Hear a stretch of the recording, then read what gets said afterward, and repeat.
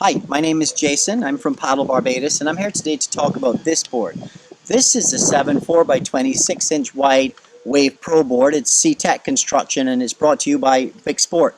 It is a fantastic board. I've been using it for about a year and a half, and I find that it is my go-to board. We'll talk a little bit about its construction and some of its more progressive features and what makes this board such a great performance surfboard for beginners and intermediate riders, right up to advanced riding. First, its construction. The board is a carbon Integra blend, and it's not uncommon for manufacturers to do this. This keeps the board light and strong, but more importantly, it keeps the flex pattern in the board. Looking at the board from nose to tail, it really is just an expanded surfboard. The rails are really thinned out, and the tail and nose are pulled in nice and tight to give it a nice thin profile. It is 26 inches wide, which makes it a little wider than a regular performance SUP board, but this doesn't seem to affect it too much. Most of the volume of this board is hidden in the middle, so it is a little bit of a side-to-side wobble, so your stance has to be more centered on your board, more of a staggered stance. The fins are pushed out to the rail so you can maintain a lot of your control through the turns, and it has a nice flat middle section just so that you get that acceleration in the board when you need it. You can, even though this is a small board, step around on it. You step forward for a little speed and step back to stall that and use that small thinned out tail.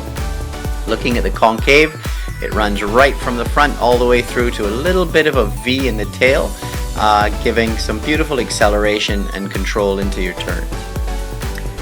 One of the reasons that this is my go-to board is because it is so stable. Even in a little chop and wind, this board really stabilizes with your paddling, making setting up for waves a piece of cake, really. Thinned out rails reduce drag, not just on the wave face, but through your turns, and that's important when you're trying to get that board to go as vertical as you possibly can. The first time I rode this board, I was most impressed by its flex. That's when you hit a lip, the board stores that energy and pushes back against the wave.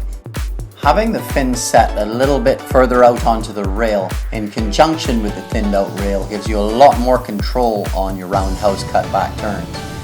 A good indication of a nice board is one that stays with you through those turns. Just a quick side note on the volume, it is 85 liters and it is a very stable board.